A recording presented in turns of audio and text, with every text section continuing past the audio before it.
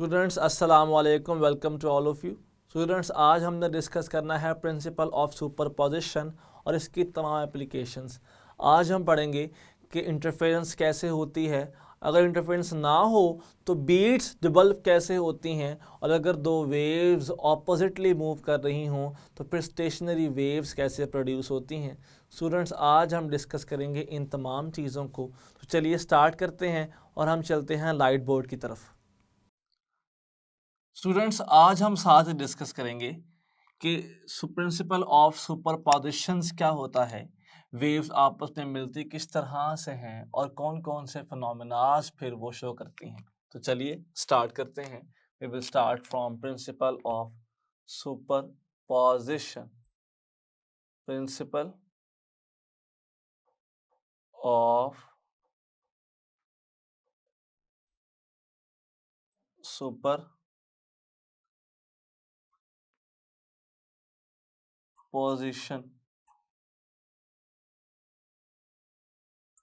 तो चलिए स्टार्ट करते हैं। सुपरपोजिशन का मतलब है वेव्स का आपस में मिल जाना। हमारी बुक में यह बात क्लियरली लिखी जाती है कि फर्ज करें अगर आपस में n वेव्स मिल रही हैं, if n waves are emerging with each other, और सबका जो मीन्स डिस्प्लेसमेंट है वो y1 हो या y, इसका पता क्या मतलब है, सिंपल नोट कीजिएगा। फर्ज करें हमारे पास दो वेव्स हैं, this is first wave, this is over first wave and this is second wave। ये आपस में कुछ यूं मिल जाती हैं कि this is one wave, this is second wave। अब जरा नोट कीजिएगा, इनके डिफरेंट पॉइंट्स हैं जो मीन से मूव कर चुके हैं। जैसे कि ये वाला पॉइंट, ये मीन से इतना डिस्टेंस मूव कर चुका है, ये वाला पॉइंट मीन से मूव कर चुका है, ये वाला पॉइंट सबसे ज़्यादा डिस्टेंस पे है मीन से, ये भी सबसे ज़्यादा डिस्टेंस पे है मीन से। वो पॉइंट जो मैक्सिमम डिस्प्लेसमेंट शो करता है फ्रॉम मीन, स्टूडेंट्स हम उसको एम्पलीट्यूड भी कहते हैं। और अगर अब ये दो वेव्स आपस में मिल जाएं, सुपरपोजिशन हो जाएं, सुपर इम्पोज कर जाएं, तो याद रखिएगा एक ऐसी वेव की फॉर्मेशन होगी जिसमें ये डिस्प्लेसमेंट्स आपस में ऐड हो जाएंगे। ये दोनों क्योंकि अपर डायरेक्शन में थे, तो जब इन दोनों को ऐड किया जाएगा स्टूडेंट्स तो कुछ ऐसी वेव फॉर्म होगी। Now this wave is superposition of these two waves. क्योंकि अगर मैं ये कह दूं ना कि this is y1 and this is y2, so this is basically y1 plus y2। अगर मैं इसी तरह से यूं देखूं कि यही दो वेव्स, कोई और दो वेव्स आपस में इस तरीके से मिल जाएं कि एक वेव यहाँ पर बने और एक वेव यहाँ पर बने, लेकिन वेव की फॉर्मेशन कुछ ऐसी हो कि दिस इज अ वेव और यहाँ सेकंड वेव के तौर पे दिस इज अ वेव, ये वेव हो, तो नोट कीजिएगा this is the amplitude y1 जबकि this is the amplitude y2। तो जब इनको सम करके हम रिजल्टेंट निकालना चाहेंगे स्टूडेंट्स, तो नोट करें कुछ ऐसा रिजल्ट गेन होगा, y1 प्लस नहीं माइनस, क्योंकि डायरेक्शन इसकी ऑपोजिट थी, तो हमें कुछ ऐसी वेव गेन होगी। So now this is y1 plus minus y2, जिसको हम y1 माइनस y2 भी कह सकते हैं। तो हमने एक सिंपल सी चीज देखी कि जब भी आपस में जितनी भी वेव्स मिलें तो उन सारी वेव्स के मिलने पे जो रिजल्टेंट होगा, जो उसका नेट डिस्प्लेसमेंट होगा मीन से वो उन तमाम मिलने वाली वेव्स के डिस्टेंस का सम होगा, उन सारों के एम्पलीट्यूड का सम होगा। Students, this is principal of superposition. अब एक बहुत सिंपल सी बात करते हैं यहाँ पे एक MCQ की फॉर्म में, and that MCQ is which of following is application, which of following is application of principle of superposition। Principal of superposition की एप्लीकेशन क्या है, हमने वो अब नोट करनी है। प्रिंसिपल ऑफ सुपरपोजिशन की एप्लीकेशन के मुतालिक MCQ पूछा जा सकता है। Our first option is interference। First option is interference। Our second option is beats। Our third option is stationary waves। Stationary waves। And our next option is all of these। अब जरा ये चीज note कीजिएगा कि अगर इन सारों में से बात की जाए तो याद रखिए ये सारी ही एप्लीकेशंस हैं प्रिंसिपल ऑफ सुपरपोजिशन की। ये सारे फिनोमेनास वेव्स के आपस में मिलने से बनते हैं। अब हम इस लेक्चर में इन सारों को वक्तन फवक्तन डिस्कस करेंगे। हम स्टार्ट करते हैं इंटरफेरेंस से। सबसे पहली बात कि इंटरफेरेंस क्या होती है।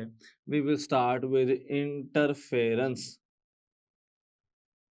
आपने इसको अपनी FSC में कुछ इस तरह से पढ़ा होता है कि अगर आपस में दो वेव्स मिलें कंस्ट्रक्टिवली और डिस्ट्रक्टिवली तो इंटरफेरेंस बनेगी। लेकिन ये कैसे बनती है, क्या कोई खास कंडीशंस भी हैं इसके लिए? तो बिल्कुल हैं। याद रखिए इंटरफेरेंस वो वेव्स कर सकती हैं जिनकी फ्रीक्वेंसी सेम होती है। Waves having same frequency interference form करती हैं। उसके बाद अगर देखा जाए तो इंटरफेरेंस कैसे हो सकती है। इंटरफेरेंस के लिए उन दोनों वेव्स को सेम डायरेक्शन में भी मूव करना चाहिए स्टूडेंट्स। उसके बाद इंटरफेरेंस के लिए इन दोनों वेव्स को एक रिडक्शन के साथ साथ कोहेरेंट भी होना चाहिए। कोहेरेंट का मतलब ये होता है, हमने पढ़ा भी था, कांस्टेंट फेज डिफरेंस। इतना गैप अगर तो शुरू में गैप वेव्स के नहीं है तो बाद में भी कहीं पे गैप ना आए, और जितना गैप शुरू में है अगर वही गैप वेव्स में आखिर तक साथ साथ चलता रहे तो दैट इज कॉल्ड कोहेरेंसी। और इंटरफेरेंस तब हो पाती है प्रॉपर अगर मिलने वाली दोनों वेव्स मोनोक्रोमैटिक हों। मोनोक्रोमैटिक मींस सेम नेचर की हों, सेम फ्रीक्वेंसी की हों, तो फिर ये पॉसिबिलिटी है, वरना इंटरफेरेंस नहीं होती। अब इसके अगर मैं टाइप्स की बात करूं तो टाइप्स कौन सी हैं जरा नोट कीजिएगा। सबसे पहले हम बात करते हैं इंटरफेरेंस की टाइप्स की। एक का नाम है कंस्ट्रक्टिव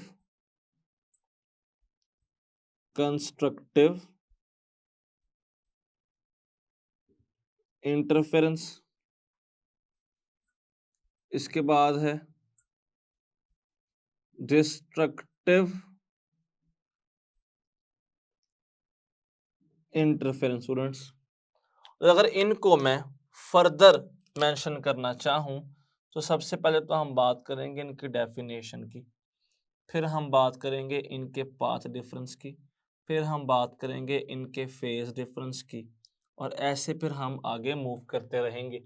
जरा नोट कीजिएगा, जनरली कंस्ट्रक्टिव ज्यादा बड़ी वेव तब बन सकती है अगर वेव का प्रपोर्शन दूसरी वेव के प्रपोर्शन के ऊपर ही लाई करे। मतलब हम ये बात क्लियरली कह सकते हैं कि if crust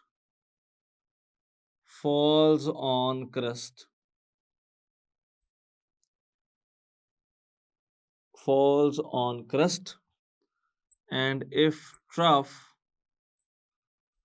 falls on trough, crust on crust, so if crust falls on crust of the wave या फिर trough falls on trough of the wave, तो फिर इस तरह का केस होगा, उनके एम्पलीट्यूड्स आपस में ऐड होंगे और कंस्ट्रक्टिवली ज्यादा बड़ा एम्पलीट्यूड क्रिएट हो जाएगा and this is called constructive interference. लेकिन अगर इसका उल्ट केस हो जाए, if crust falls on trough, अगर क्रस्ट ट्रफ पर फॉल कर जाए and trough falls on crust, यानी अगर आपस में ऑपोजिट मैनर में वेव्स मिले बिल्कुल इस तरह, तो एम्पलीट्यूड या तो पहले से कम हो जाएगा और अगर दोनों के एम्पलीट्यूड सेम होते तो रिजल्ट जीरो आ जाता, वेव खत्म हो जाती। That is called destructive interference. हमारे पास इसमें रिजल्ट कुछ इस तरह से डोमिनेंट होता है। अब अगर मैं यहां पर बात करूं कि इनका पाथ डिफरेंस क्या होना चाहिए, what should be the path difference in case of constructive and destructive, तो सुनो याद रखिएगा कि जब भी कंस्ट्रक्टिव की बात की जाएगी तो पाथ डिफरेंस को जो डेल्टा एस है, S means path, delta S means path difference, इसको एन लैम्डा होना चाहिए। एन लैम्डा का मतलब है इंटीग्रल मल्टीपल ऑफ वेवलेंथ, यानी कि या तो डेल्टा एस हो 0 लैम्डा 1 लैम्डा या 2 लैम्डा या 3 लैम्डा एंड सो ऑन, फिर आगे लेके चलते। अगर यहां पर देखा जाए तो delta S is equal to odd, this is odd factor, odd into lambda by 2, या हम इसे कह सकते थे m+1/2 इंटू लैम्डा।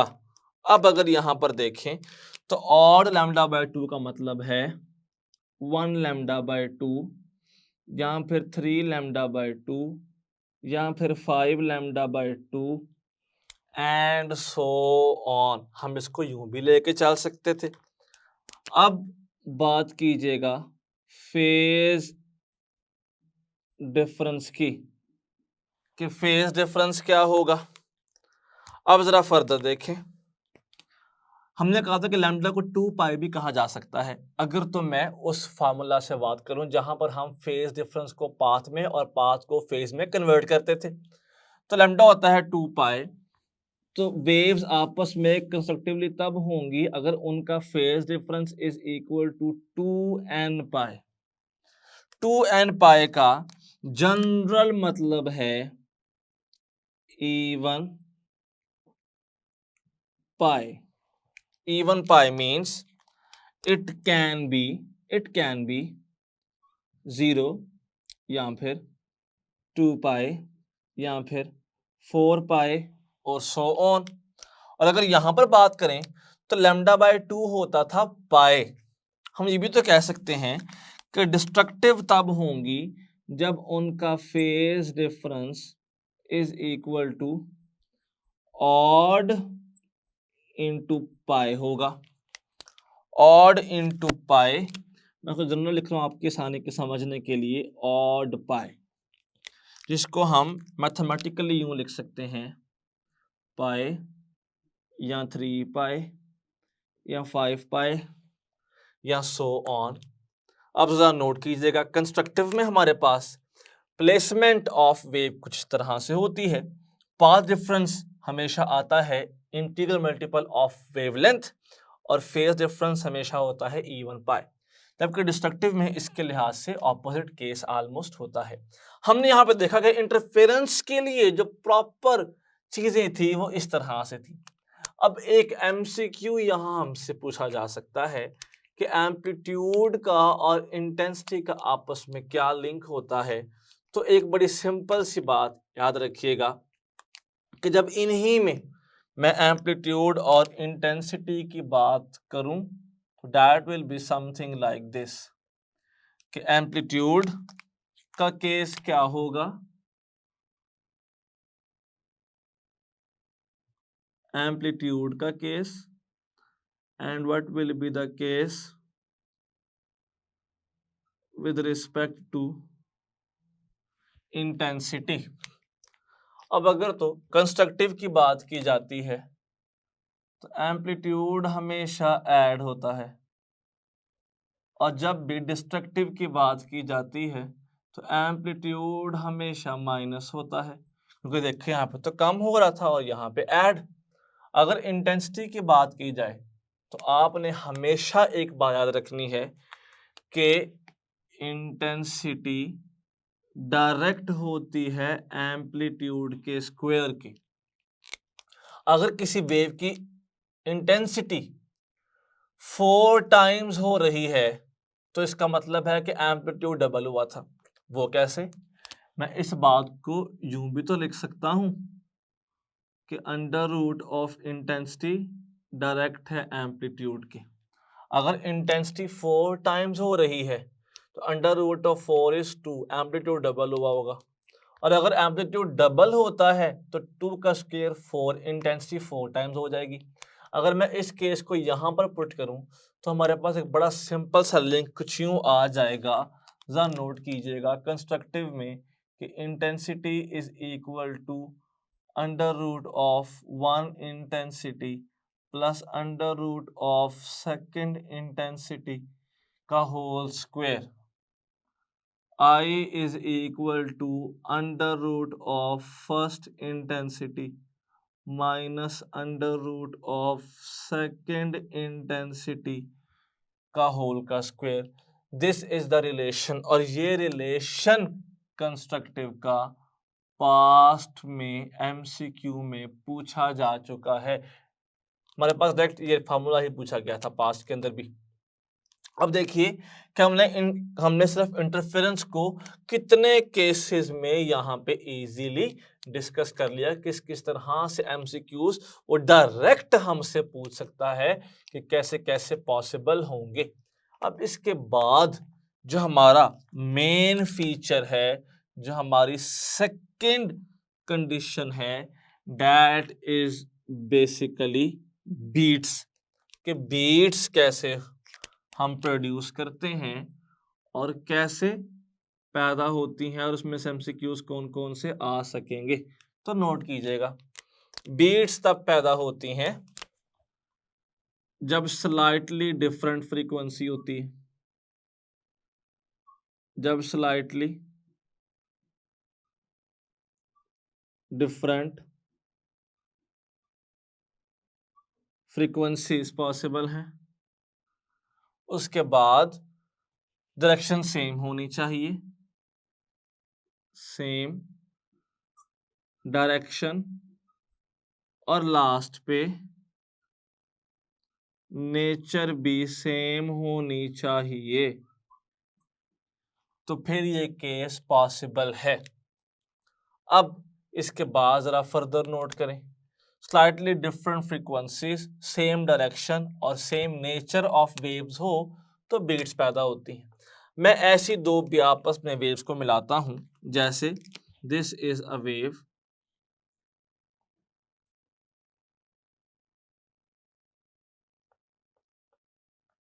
और इसको हम ऐड कर देते हैं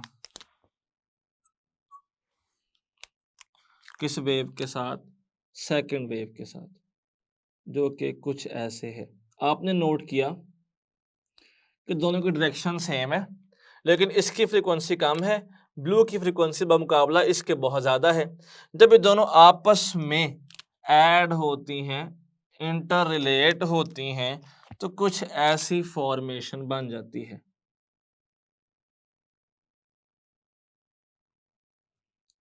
अब दिस इज अ बीट, जहां पर इसका एम्पलीट्यूड कम है दिस इज लो वॉइस, जहां इसका एम्पलीट्यूड ज्यादा है this is loud.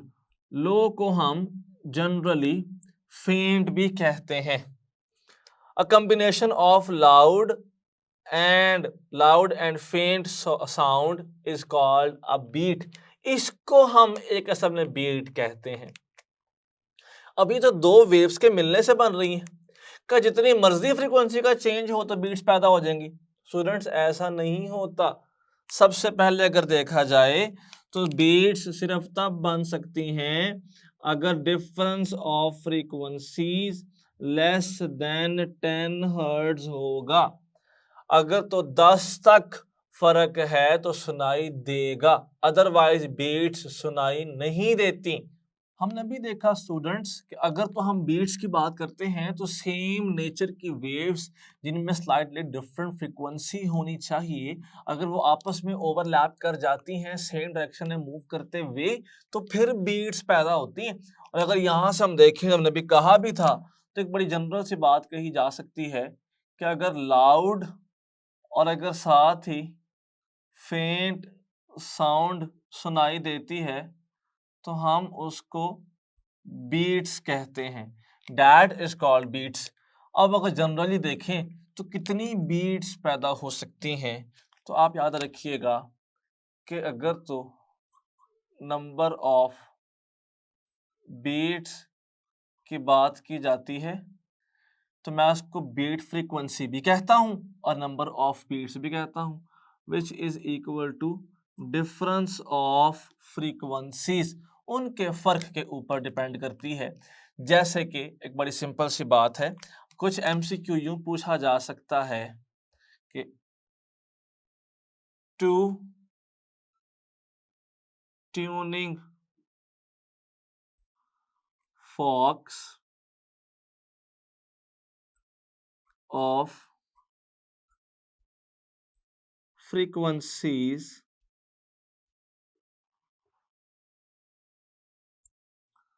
256 hertz and 251 hertz are sounded together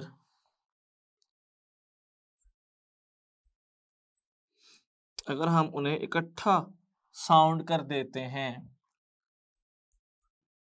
then number of beats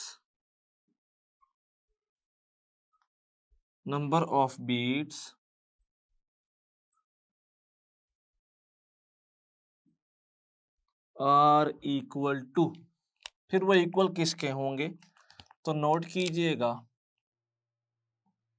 alpha beta Charlie and delta 1 2 5 and 10। हमने एक बड़ी सिंपल सी बात देखी कि जो बीट्स पैदा होती हैं उनकी तादाद डिपेंड करती है डिफरेंस ऑफ फ्रीक्वेंसीज पे। तो सिंपली इनको माइनस कर दें, 256 minus 251 is equal to 5 beats per second हमें सुनाई दिया करेंगे स्टूडेंट्स। अब यहां से एक एमसीक्यू और भी आ सकता है, वो कहता है a tuning fork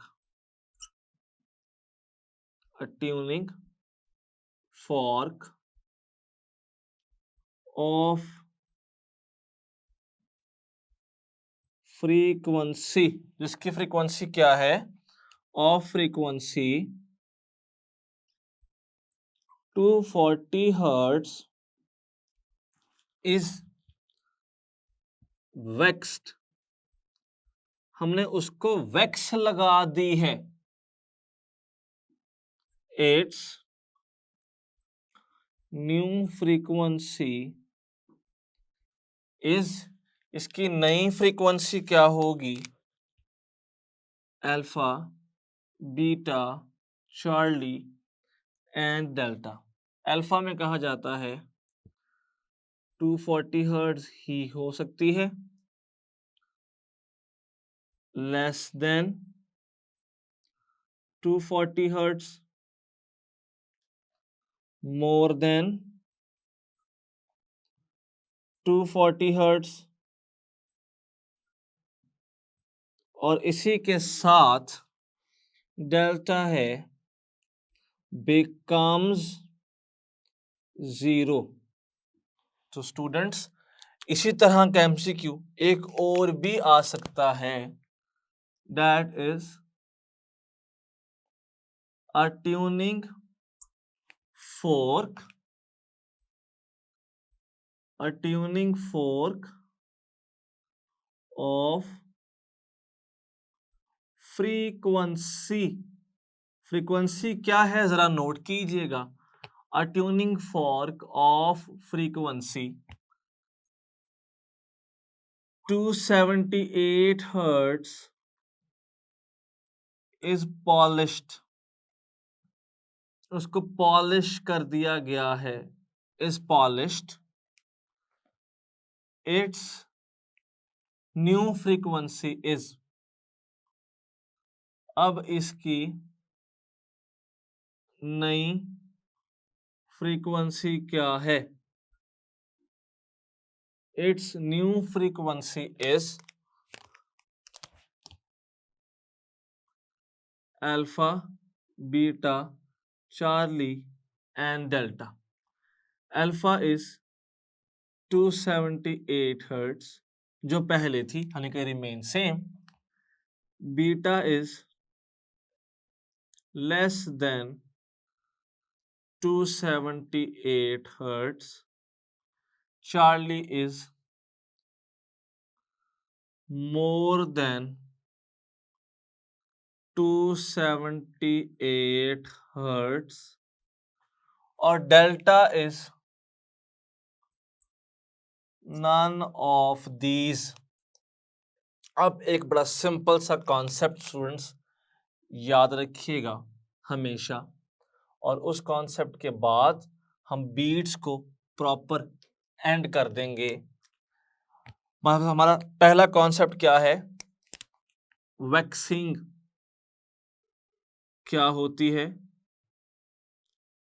and second concept is कि व्हाट इज पॉलिशिंग, पॉलिशिंग क्या होती है। तो अगर तो वैक्सिंग की बात करें तो स्टूडेंट्स हम ट्यूनिंग फॉर्क की बॉडी के ऊपर वैक्स मोम अटैच कर देते हैं इस तरह से, जिससे उसका मैस अल्टीमेटली ज्यादा हो जाता है। मैस ज्यादा हो जाने की वजह से वह पहले जितना मूव नहीं कर पाता, जिसके रिजल्ट में वैक्सिंग से हमेशा ट्यूनिंग फोर्क या इंस्ट्रूमेंट की फ्रीक्वेंसी डिक्रीज कर जाती है। पॉलिशिंग में क्या होता है? पॉलिशिंग में हम एक ट्यूनिंग फोर्क को पकड़ के प्रॉपर साफ करते हैं, उसको स्मूथन करते हैं, जिससे कुछ रेजिड्यू मैस वहां से उतर जाता है, कम हो जाता है। मैस स्लाइटली कम होने से उसकी मोशन स्लाइटली ज्यादा हो जाती है। इसीलिए हम कहते हैं कि पॉलिशिंग की अगर बात करेंगे तो फ्रीक्वेंसी पॉलिशिंग की वजह से स्लाइटली इंक्रीज कर जाती है।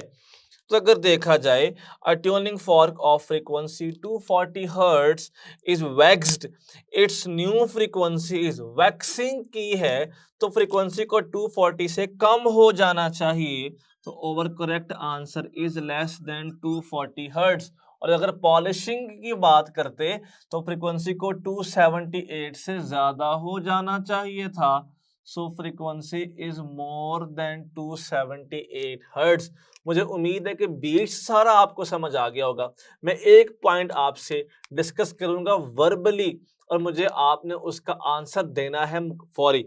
तो जरा नोट कीजिएगा हमारा लास्ट एमसीक्यू बीट्स का, मुझे वर्बली सोच के बताइएगा फौरी कि इसका आंसर क्या हो सकता है। मैं कहता हूं कि 2 ट्यूनिंग फॉक्स 2 इंस्ट्रूमेंट्स हैं, 2 ट्यूनिंग फॉक्स, और उनकी जो फ्रीक्वेंसी है that is 232 hertz and 245 hertz. और बताइए कि हम कितनी बीट्स सुनेंगे, नंबर ऑफ बीट्स कितनी होंगी। हमें ऑप्शन दे दी जाती है 7, 8, चार्ली में 13 और डेल्टा में 0। तो बताइए कितनी बीट सुनेंगे। अब आपने किया क्या, आपने 4 ही डिवाइड सब्ट्रैक्ट कर दिया इनको। 245 माइनस 232, आपने कहा sir 13 is the correct answer, लेकिन हम ये बात भूल गए कि बीट्स तो तभी सुन सकते हैं जब वो 10 हर्ट्ज से कम होती हैं। 13 10 से ज्यादा सुन ही नहीं पाएंगे हम, तो हम कितनी बीट सुन पाएंगे, कोई भी नहीं, क्योंकि अब फ्रीक्वेंसी का चेंज 10 हर्ट्ज से ज्यादा हो गया है। तो स्टूडेंट्स हमने भी चेक कर लिया कि बीट्स को हमें कितना और पढ़ने की जरूरत है। अब हम मूव करते हैं towards over last topic of today, that is stationary waves. नाम शो कर रहा है प्रॉपर कि स्टेशनरी वेव्स होता क्या है।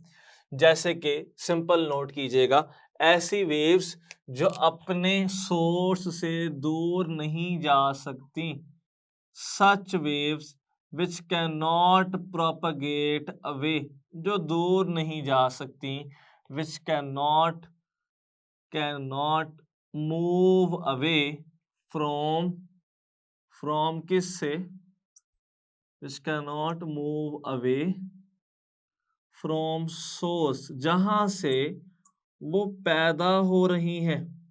आप जरा नोट कीजिएगा, हमारे पास ये एक है guitar string, this is a guitar string which is stretched at both ends, जो दोनों एंड से मुकम्मल तौर पे स्ट्रेच है। अब नोट कीजिएगा, स्ट्रेच करने के बाद मैं इसको प्लग करता हूं इस पॉइंट से, प्लग करने पर कुछ ऐसी फॉर्मेशन बन जाएगी हमारे पास कि यहाँ पर ये ऐसे आ जाएगा और यहाँ पे this is something like this, और इसके साथ ही एक ये और ये। आपकी बुक भी कुछ इसी फॉर्म में शो करती है स्टेशनरी वेव्स को। तो क्या लूप की फॉर्म में तैयार होती हैं? ऐसा नहीं होता, हमें लगता ऐसा है कि वो लूप होती नहीं है, वो एक्चुअल में डिफरेंट पोजीशंस होती हैं एट डिफरेंट टाइम्स। जब आपने इसको यूं प्लग किया तो जब ये वाला पोर्शन नीचे आएगा तो अल्टीमेटली ये पोर्शन ऊपर चला जाएगा, और जब छोड़ देंगे तो छोड़ने पर जब ये पोर्शन ऊपर जाएगा तो ये पोर्शन नीचे आ जाएगा। Basically wave is moving something like this, एक ही टाइम पे दोनों जगहों पे नहीं है, डिफरेंट टाइम से, पहले ऊपर फिर नीचे, फिर ऊपर फिर नीचे। This is how stationary wave moves, vibrate करती है लेकिन प्रोपगेट तो नहीं करती, आगे प्रोग्रेस तो नहीं कर रही। आपने अब इसमें क्या नोट किया कि देयर आर फ्यू पॉइंट्स, जैसे कि ये या ये वो पॉइंट्स हैं जो जीरो डिस्प्लेसमेंट शो कर रहे हैं, हम इनको नोड्स कह देते हैं। Nodes are those points which show zero displacement, और कुछ ऐसे पॉइंट्स भी तो हैं विच शो मैक्सिमम डिस्प्लेसमेंट, ऐसे points which show maximum displacement, those are called anti nodes, हम उनको एंटी नोड्स कह देते हैं।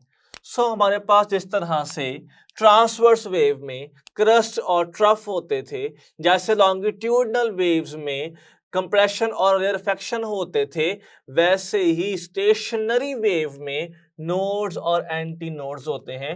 Nodes are those portion of the wave which show permanently zero displacement, और एंटी नोड्स वो जो मैक्सिमम डिस्प्लेसमेंट को शो करते हैं। स्टूडेंट्स, अगर यहां से हम देखें तो एमसीक्यू आ सकता है कि what is the distance between two consecutive nodes, what is the distance between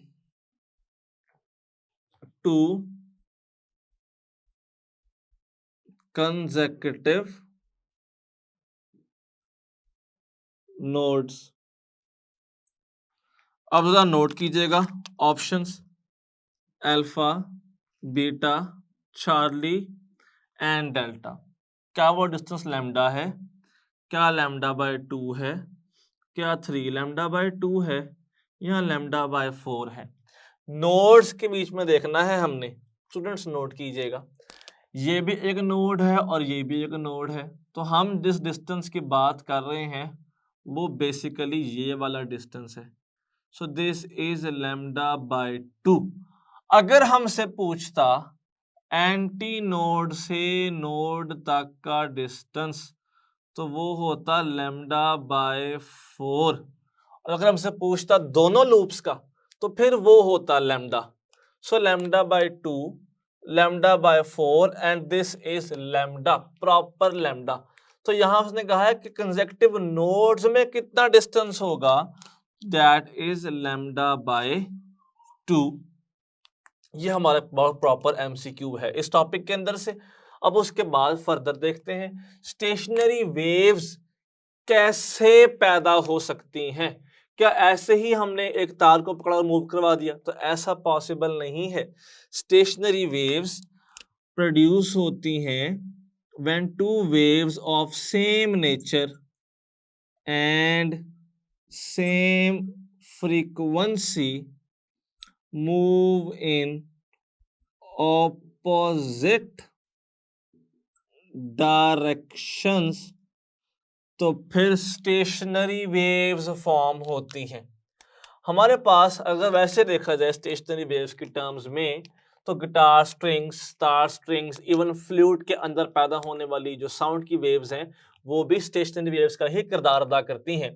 अगर यहाँ से हम फर्दर देखें स्टेशनरी वेव्स के मुतालिक, तो आप एक सिंपल सी बात नोट कर लीजिएगा,